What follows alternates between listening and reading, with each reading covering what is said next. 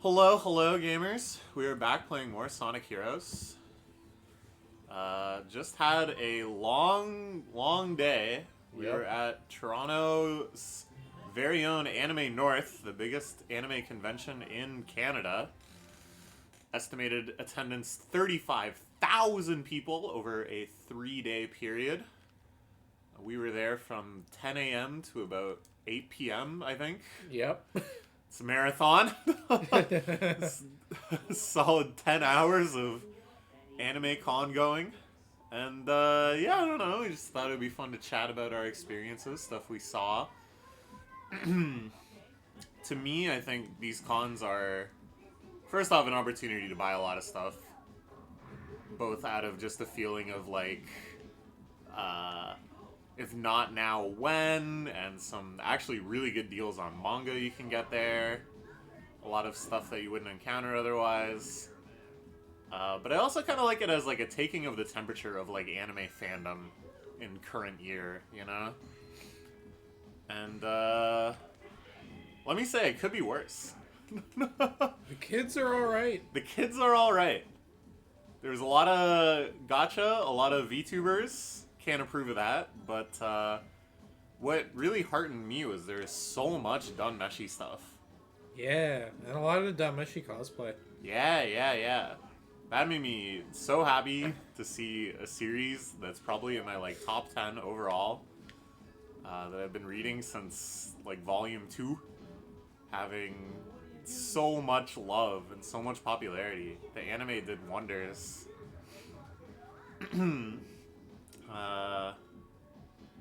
Yeah, I don't know. I feel like like we spent most of our time in the artists alley, which is like fan works, a lot of like prints and stickers and charms, acrylic charms. Yeah, a lot of acrylic A charms lot this of year. acrylic charms. That's like the new wave. And I feel like the artists, like, they can be so rapidly responsive. Like, they're making stuff up pretty much every year for the convention or other conventions. So it's like the dynamics of what they think will sell in terms of series and products. This doesn't look fun at all, man. That's fucking awful. I fucking hate these levels. These levels are so fucking bad. I don't even understand like what you're trying to do. Like it's so beyond even getting close to achieving your goals. I don't even know what your goals are.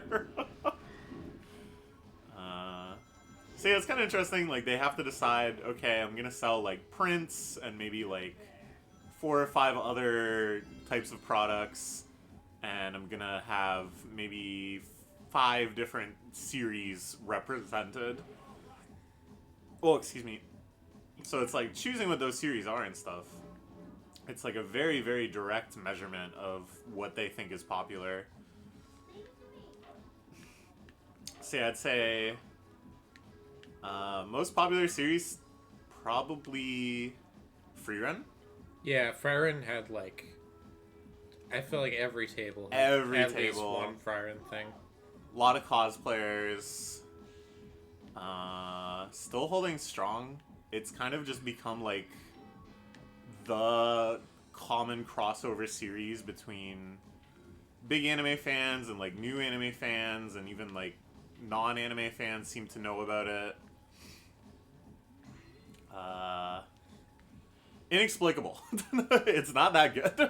I found it very boring. I think it's like so generic, so uninteresting, and it genuinely kind of confuses me how someone could be a fan of Dunmeshi and Freerun, because to me they're like almost exactly opposite in so many ways. So it's weird to see those being, I think, maybe the 2 biggest series. Maybe I'm just like overestimating Dunmeshi stuff because I would notice it every time. Of course, there's also stuff like One Piece. It's kind of unfair comparison. There's One Piece stuff everywhere. Yeah, One Piece cosplay is still very popular. Mm-hmm. Noticed that we saw like 5 buggies. Oh yeah. Buggy was blowing up. There was a good Mihawk cosplayer that I think we saw a couple times. Yeah, I ran into them a couple times. Big sword. The Sanji on Egghead cosplayer. Oh yeah, really we saw impressed me. them walking in. That was cool. I saw them a bit later too. Oh sweet, look, you got rings. You won. Great. That was good, right? You're done? You can leave this place now? Oh, now it's switched to like pinball table view. For once. That's nice. Thankfully, the pinball table leads to a bigger pinball table. Sweet. It really is just like they kind of pick like 3 things per level and then just kind of do them over and over.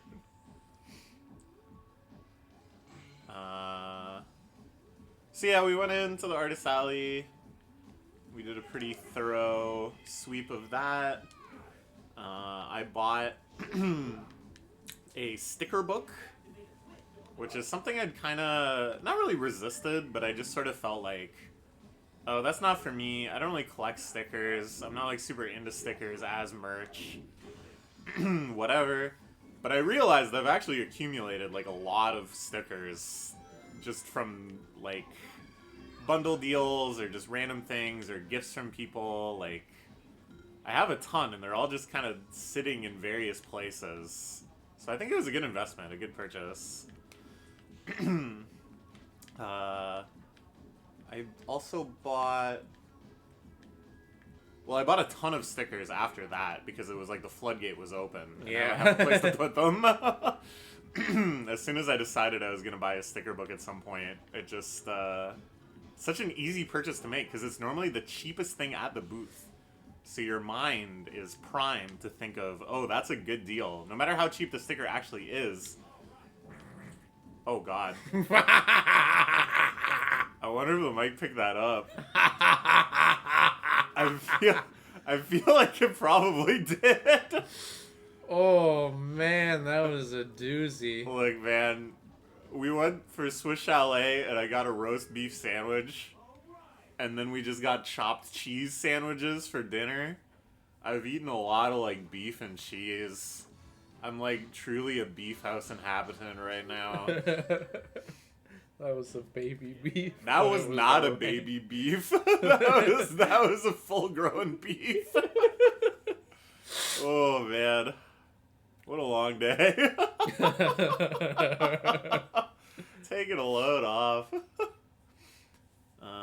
What other stuff did we get in the artist alley? You got a couple prints. Yeah, I got a couple prints. I got a Final Fantasy 14 print and a Persona 5 print. Yeah. Which I feel like that's JRPG like classics. Zoomer core JRPG stuff. It is, yeah. That's the new wave of JRPGs. Even though they're both like, what, 15...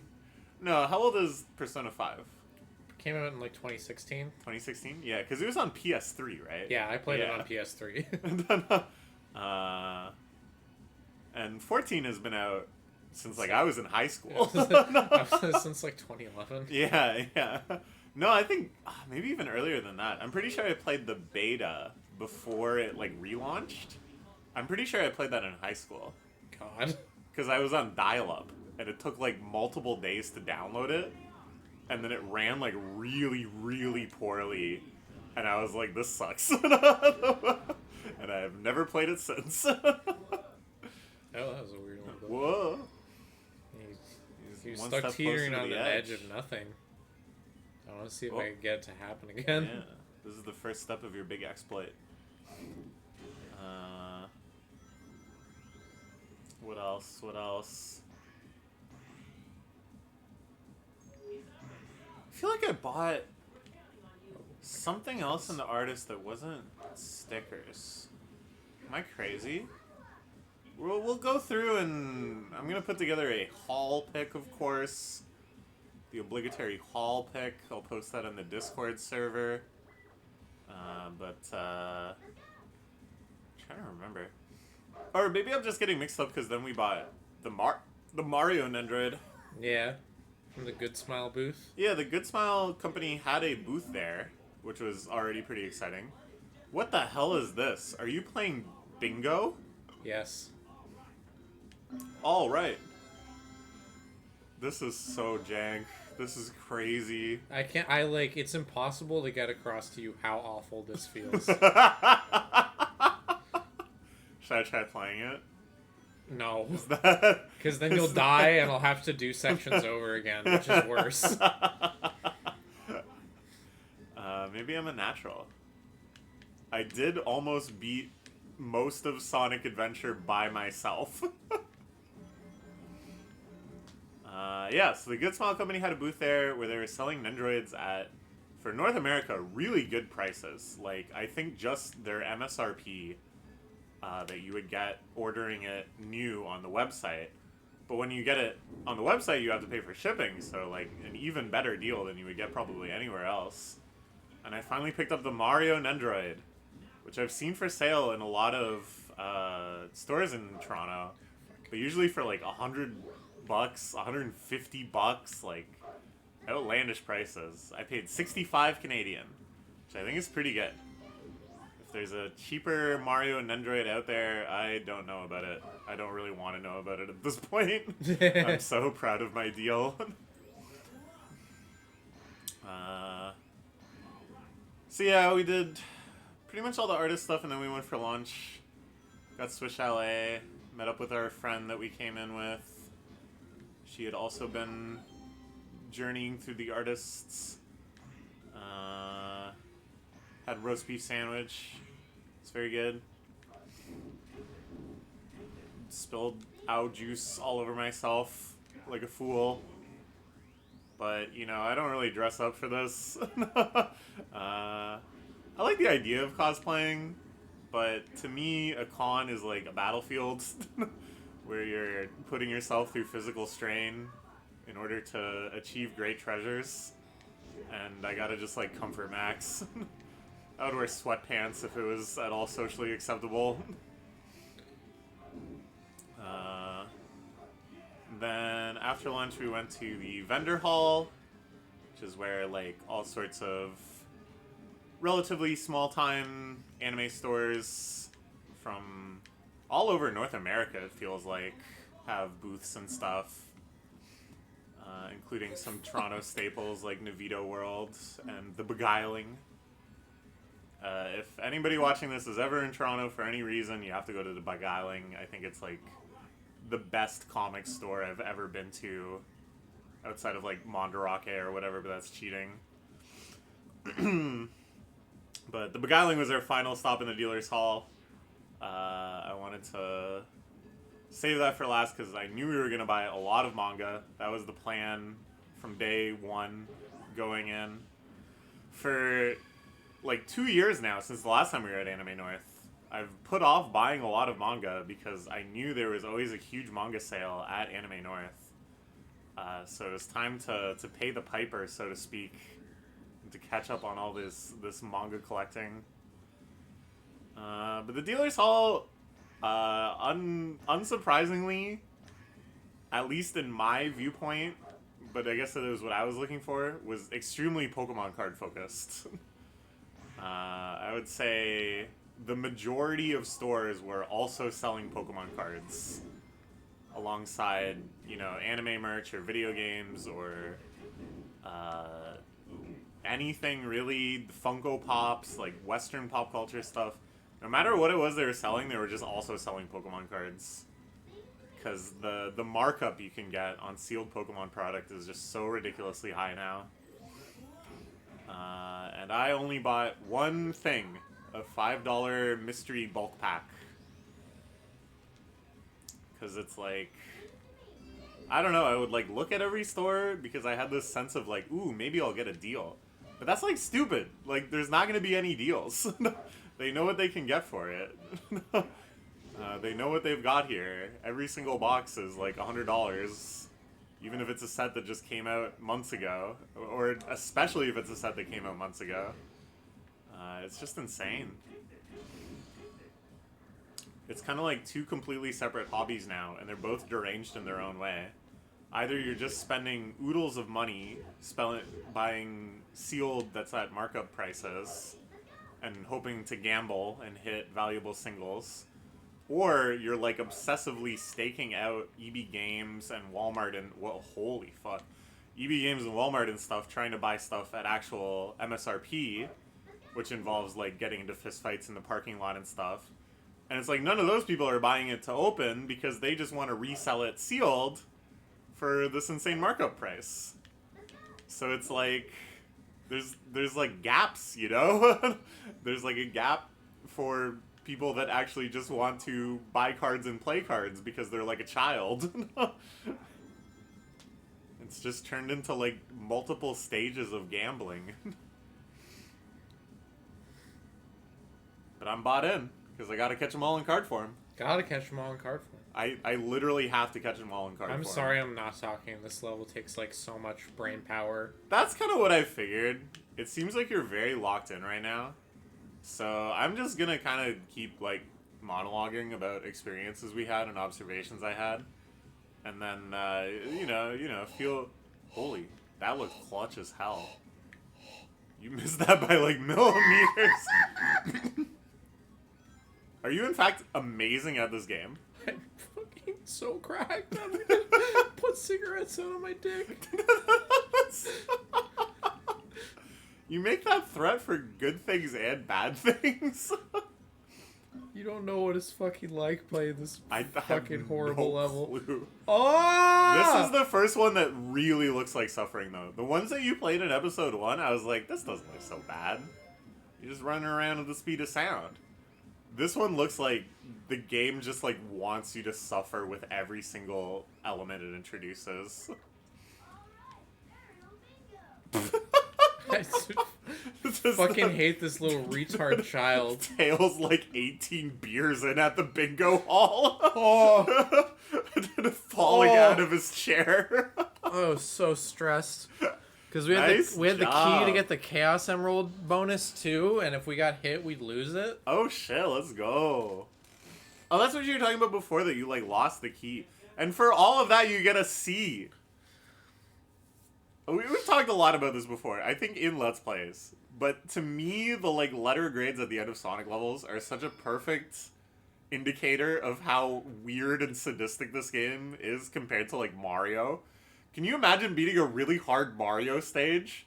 And then Mario goes, "That's too bad." And like a Okay. D shows up. "Oh, okay. Try again next time." Like, hell no! In Mario, you beat it. Great!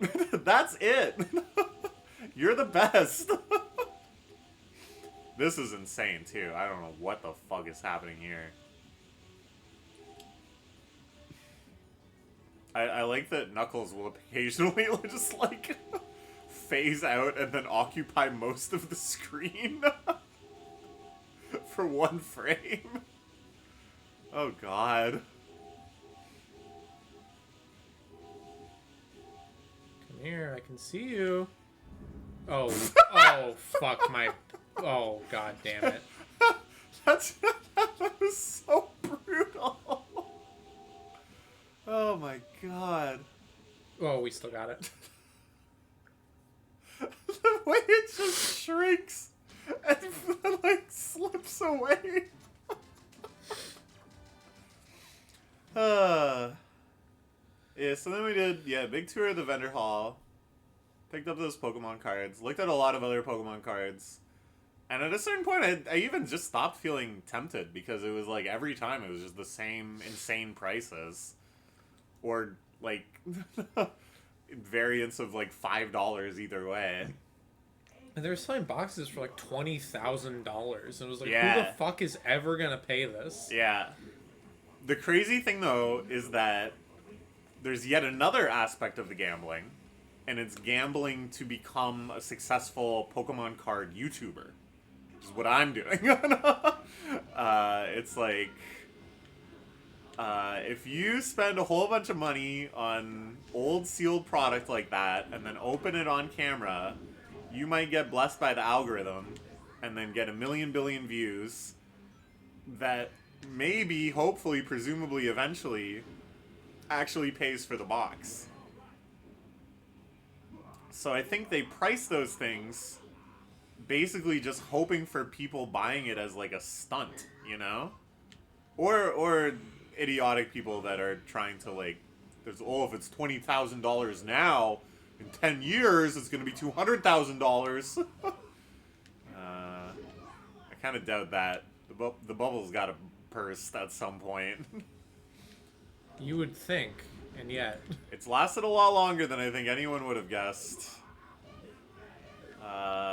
What's crazy to me is that it's not even like a new normal has been set of this sort of chaos. It's just like continually getting worse all the time. And it's like, you know, like Prismatic Evolution, people went batshit insane for because it had all the Evolution illustration rares.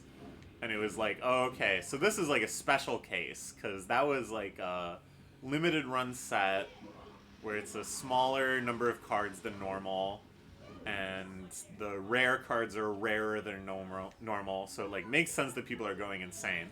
And then they just put out like a perfectly normal set after that called Journey Together, and people are treating it the same way and driving up the...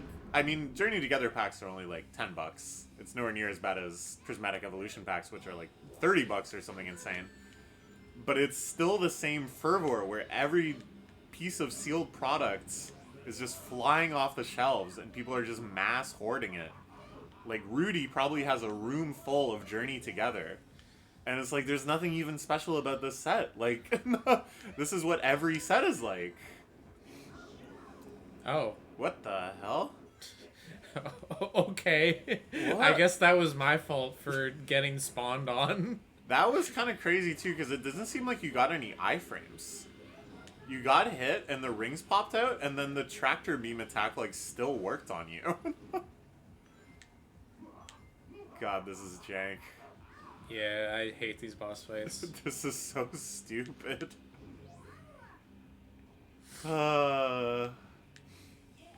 I like this, like, weirdly detailed and realistic roulette ring, too. Like, it's got every number with, I think, like, the correct distribution and stuff. It's strange. See, it's like, not only is the bubble not popping, but it's like, the logic of speculation is gone, too. Like, people have just been driven into this sort of behavior where... demand is like completely invariant of any actual quality of the set or the card. And so it's like, what's gonna change? Like, more and more people are just gonna keep buying into it. And then it kind of just seems like no matter what sort of set they put out, people are gonna start buying it with this level of fervor. It's just like, it's insane. It's like legitimate Pokemon mania. Like, they're... genuinely losing their fucking minds. So yeah, it was quite interesting to see. Some of the dealer hall classics are the... Oh my god. There's a Dojinshi store, which always has a line of pigs at the trough, so to speak, rifling through... what's actually very sizable, probably the most doujinshi I'll ever see outside of Japan in one place. That is in my bedroom, ha ha ha. In helpfully marked boxes, where they sort it, sometimes by series, which makes sense, but then also just kind of by, like, contents, which I think is very interesting. I think that obviously reflects, like, their understanding of what people might be looking for. I don't know if you remember, there was like the boys love section, and then there was like subcategory of like well dressed. Yeah. And I just thought that was very cute. There were some other ones too. I can't remember. Oh shit, you're getting comboed again. You need a ring, bud. Ring? Nice, nice, nice. It's like quite interesting how child unfriendly Anime North is. And how little they seem to care. In general, like, despite being this gigantic-ass con that I think is just kind of getting bigger and bigger as anime itself gets bigger and bigger. Maybe with, like, a reset with COVID and stuff. Give me that fucking ring, or I'm losing my gourd. It's like... a pretty big deal, and they've gotten pretty big guests and stuff. But it still feels like quite a lawless zone. Like, Yeah, because people do bring their kids there. and people bring their kids. Yeah, it's crazy. I myself went when I was like 10, I think. My mom took me. I remember a bunch of my friends in middle school went when Attack on Titan was super popular, and they went when they were like 13. Yeah, I don't know. I think there's it's a formative experience for better or worse, I'm sure. How long is this going to go on for? Like, I was wondering when you'd ask that question. this particular boss battle. Like, granted, you had to start over once, but Jesus Christ. And the frickin' laugh every time. It's like the possessed skeleton. At least you can use Team Blast again. Yeah, it's like Lawless in terms of having porn pretty out in the open with only kind of like nominal censoring, you know? A bit of tape here and there. And then a lot of other cons, I think, are starting to kind of push back on artists selling fan merch, too. Like, there's definitely an initiative to stamp out bootlegging, and then I think coinciding with that is more of an effort to stamp that out too, which has been controversial. Like, I don't know if you heard about the thing where some sort of lawyer went around serving people at a con saying... Oh. This was really weird, because it turned out to be kind of like a fake lawyer. It was not really clear what was happening, but he kind of just did it on his own, not really actually representing the interests of the companies. But he, like, also was following the letter of how they wanted their copyright to be. Like, he was actually a copyright lawyer for them, but they didn't send him there. He just... It was very, very weird. I may be misremembering some details, too. This was, I don't know, maybe 2 years ago. But did you notice, in the Artist Alley, they were censoring the series names? No, they were? Yeah. There's a lot of booths where they would either describe, like, a print or something with, like, a euphemism... or like a fan nickname for the series, or they would just put a bit of tape over the name. And it was like very bizarre and had this kind of like grungy, dirty feeling, you know? And it's very, very unclear if like Anime North was actually under some legal threat of like, oh, you can't sell copyrighted characters or whatever. Well, because then, like, what's the point of the convention? What's the point? What's the point of the whole Artist Alley? It's noteworthy that they have a separate section for artists that do not sell fan work, and it's way smaller. And that's, like, a notable thing, that you're not selling fan work and you're just selling, like, OCs and stuff. Or, you know, little cute guys, whatever. But I think the end effect is, like... Whether they were told to do this or not, the end product of like this weirdly half-censored like One Piece wanted poster where there's a piece of stick under over the U and Luffy, it looks so freaking like grungy. It looks like you're somewhere like some sort of strange anime black market, you know? The whole thing has like a very shady energy of like, clearly you're not actually censoring anything, you're not getting away with anything. So the whole transaction seems like predicated on like someone not seeing this. I don't know. It was very, very weird to me. Weird energy, this censoring of franchises. I guess it wasn't like too like noticeable really, because like you didn't notice. I think I more noticed that at one place and then just started looking for it. Well, I saw it at the One Piece thing, and I thought that's weird, but I didn't realize like it was for any reason. Yeah, I'm pretty sure that's why. Because a lot of booths were doing it. Not all booths, though. So, again, I feel like they weren't actually asked to do it. Yeah, strange energy. in general too, like just kind of on the theme of child appropriateness, a lot of people are acting like really out of pocket at these conventions. Oh yeah. A lot of like really deranged t-shirts and The amount of like insanely fucking fat guys, and like I don't want to shame them for being fat, no, but just they happen to be insanely fucking fat guys who are wearing shit that says like hentai in the sheets, senpai in the streets. yeah. The one I I'm saw like, on the you way shouldn't in, be allowed in normal society. well, good news. This was not normal society. That's true. This was extremely abnormal society. The one I saw on the way in, not a fat guy, but some guy, wearing a shirt saying, "Don't bully me, I'll come." Which is just so, like, rancid. Like, so broadcasting of your fetishes. In a way that, like, I don't even think it could really be funny. Like, I mean, I'm laughing at it.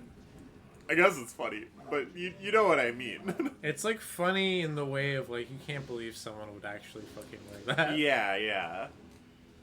Not funny is like, oh, bro, I get that, cause like sex. Yeah, like, is his buddy gonna meet up with him and then go like, I'm gonna bully you then? And then he goes, oh, stop it, I'm coming.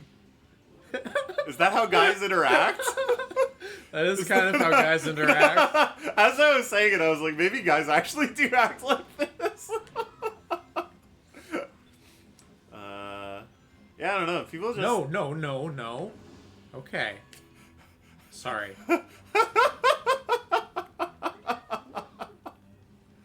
I like that you're kind of just like giving... Where's Knuckles? He's standing. What do you... What? He was standing still for me. Why? Because he's a good boy.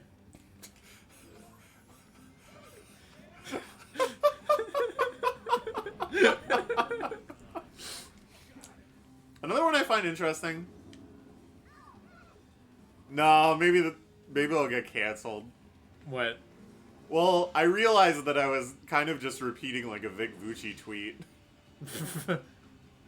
I've noticed, especially in the Artist Alley, there is a lot of pretty like, not like totally fetishy, like it was actually inappropriate in what it was depicting. But in terms of like the language on it, very, very like fetishy slogans and jokes and stuff on. Yeah, I saw stickers like yaoi and... paddle art, and I was like, "What year is it?" Yeah, that one. That's just kind of old school. But a lot of like, I saw some like femdommy Chainsaw Man art. Yeah. Well, that's just like Makima. Yeah, it's hard to do other stuff with that character.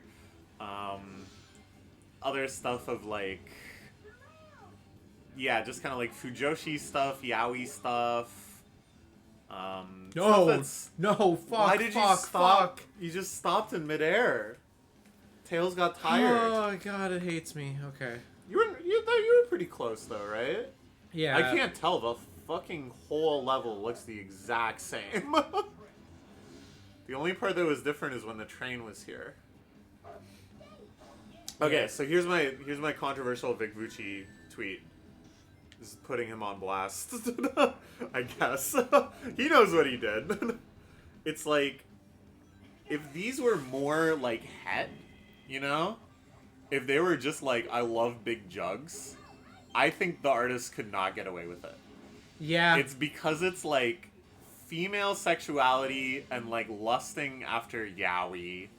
It's all like queer coded. It's very queer coded. Yes, exactly. They can get away with anything. In broad daylight, they can sell this stuff, and nobody bats an eye. In fact, it's just seen as like cute and funny.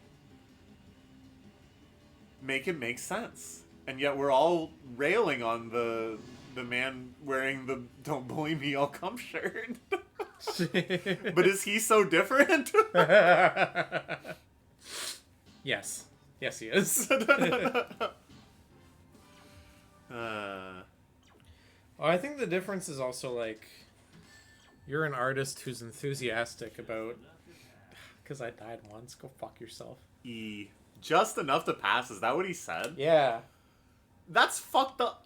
Do you know how many If times you- I heard that as a kid? That probably didn't bode well for your schooling. Well, I could do my homework, but what does Knuckles always say? Just enough to pass. But yeah, like artists who are there selling stuff to other enthusiasts who are seeking it out because they're enthusiastic about XYZ thing versus just like being a weird guy walking around being like, I like to come and fuck. Yeah. That's true. That's a big difference. I think as well, and this is like the real answer that I was kind of kidding around, is like, if you're a sexual minority that, of course, has been repressed and is still repressed by dominant cultural forces, you should get away with more. You should get to express yourself in situations because doing so is like a revolutionary act, you know? Like you're proving that you can by doing that, which is good and beautiful to be able to. And it's just sort of like, I can't wait for the day where we're so far away from that history that I feel like someone will go up to a lesbian creator and say, you don't have to fetishize Makima. Do that on your own time. Is that what I want? Not really. I don't know what I want. I just think probably kids shouldn't go here. I think that maybe that's the real problem. They need to make it clearer that you're gonna see some unhinged stuff. No matter where you look. What is this? The kids want to see that stuff the most out of like anyone also. Yeah, that's true. Because when I was a teenager and we would go places, it was always like, is there some fucked up booty shit here? No, that's true. That's true. That's true. I remember one time there was a store in Kensington Market that just sold people's Polaroids of like homemade pornography. Wow. That's pretty cool. Just like, and it obviously was mostly dudes. Sure, So yeah. it's just like seeing some random guys cock and balls. But still, it's That pretty store neat. also sold other like cute little tchotchkes. I got my sister an I Love Lucy portrait from there. Huh. Like, far be it, you know, I hope I didn't come off as a prude in my why did the queer people get away with so much rant. Because you are the queer people getting away with so much. Yeah. No, actively I am right now when I go, ooh, homemade pornography. That sounds interesting. It's just an observation, really. Homer Simpson style. I remember as a kid stories like Spencer's Gifts, Yeah. you know, even like Hot Topic. It was always like, oh, there might be something kind of lewd here. It's intriguing. Hot Topic at least would sell a shirt that says like fuck on it or something. Oh, whoa.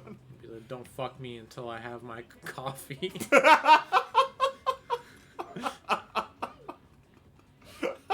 It's actually a really good shirt design. You're bridging two markets there, I think. Oh my god, Knuckles, I fucking hate you. I love you so much, Knuckles. What's interesting too is like I would say the artist hall. There was like some general lewdness and stuff. There was some kind of big booby prints and stuff. But I would say overwhelming majority was kind of like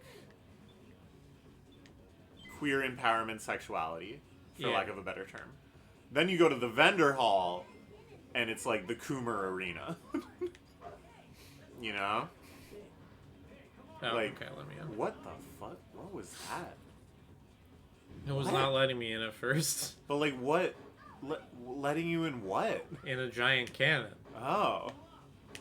This is crazy, dude. If I just saw this and I didn't know you were playing a Sonic game, I don't think I could like identify what was happening. Like on a sheer spatial level. I like they have one fucking voice clip for Tails where he just says, "All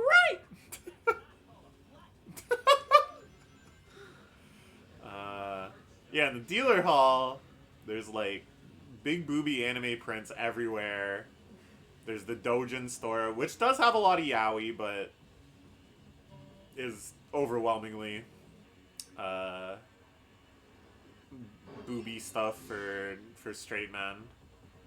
And then the Beguiling, which always fascinates me and really impresses me because overall it's a very progressive, I would say almost like academic store that has critically acclaimed comic media from the entire history of comics. I'm gonna fucking put cigarettes out of my dick. You got a ring. You're good. Yeah, but my key. Oh, your key. I need to get the Chaos Emeralds. You need to get the Chaos Emerald. Oh, you actually do need to get the Chaos Emeralds to progress through the game. You said that, right? Yeah, to get to the actual final boss, you have to get all the Chaos Emeralds. That's so fucked. What a stupid thing to gatekeep any content behind. Doing hitless, like, runs of most of the level? Who is that fun for? No one. Oh my god. Dang, you made it a long time without getting hit, too.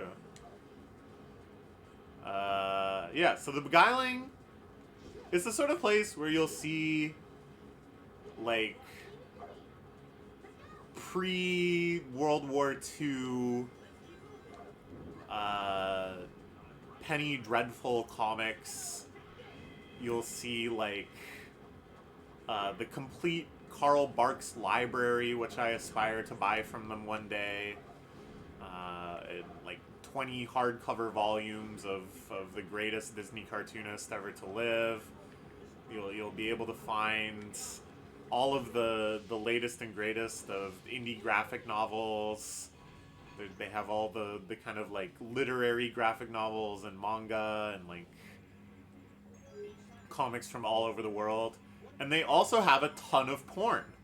And they're like not ashamed about it. They're just like, isn't this also neat? They have a giant sign above their booth that says hentai. Yeah. And I would say, like, of all the dealer hall booths, they were like the Coomer-est. They had the most Coomers for sure. Oh, yeah.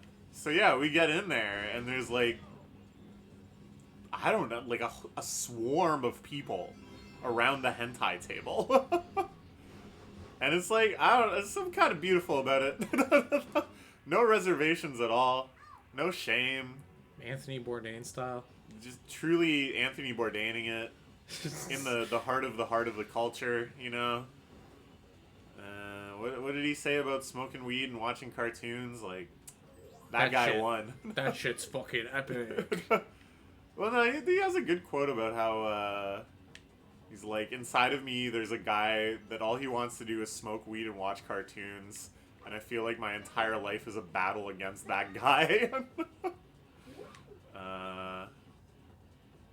Yeah, so the Beguiling, sick nasty store. Every year at Anime North, they do this sale where, for a while, it was crazy good, where it was like US list price plus every N volumes, you get one volume free. Now it's Canadian list price. Makes sense. The Canadian dollar really sucks. It has sucked for the last year or so, so wasn't surprised that they switched it over to that. But you still get pretty sweet deals where it starts off at buying 6 volumes and getting 1 free, and then it scales though, like at 10 you get 2. Oh my god. But like 12 you get 3. I don't remember the math exactly, but eventually you get it to buy 2 get 1 free ratio, which is insane. That's basically like 33% off for the stuff you buy past that point. So yeah, as I said, there's a lot of manga. I like collecting manga. I have big bookshelves full of manga. And for a while I was like, well, I know they're going to have this sale at Anime North. I guess I'll just wait and buy it at Anime North. So we bought 34 volumes of manga.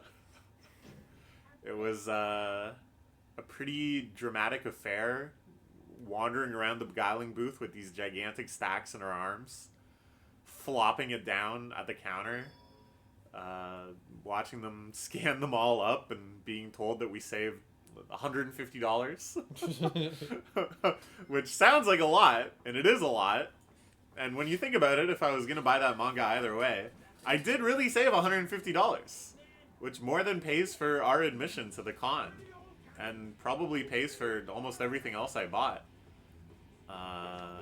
But that does mean that I spent an insanely high amount of money on manga. We loaded up 2 backpacks completely full.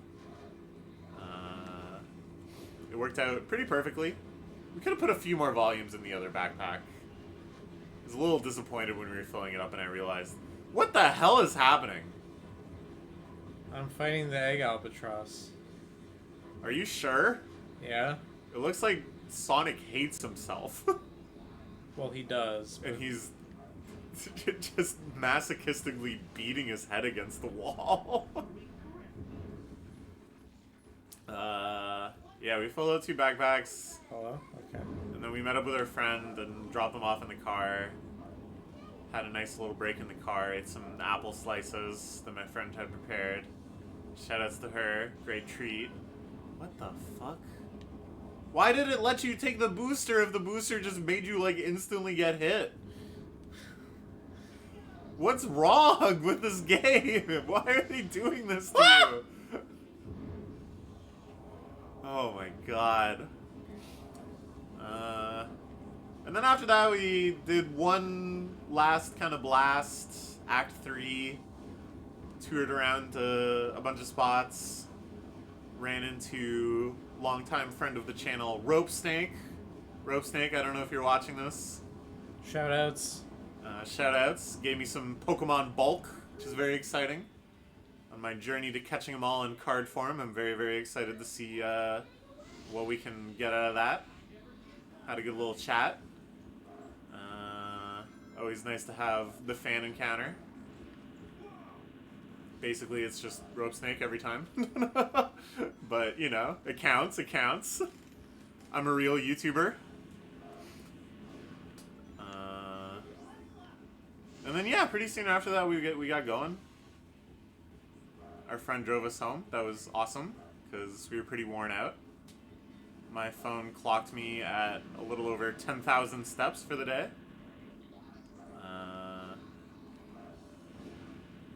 I don't know. Close fighting this boss. It looks like hell. Okay. Would you say that level or the casino level was worse? Casino level. Okay. Casino level, it feels like you don't have control.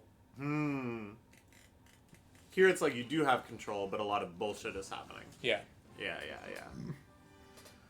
You have any Anime North anecdotes I didn't cover? Not really. Saw a lot of Dan cosplay. I thought that was cool. Oh, yeah. There's Dan was out in force. Definitely one of the big modern success stories. Big blow up. Mm-hmm. Very excited for season 2. They got big shoes to fill. Yeah, that's coming next season. Uh-huh.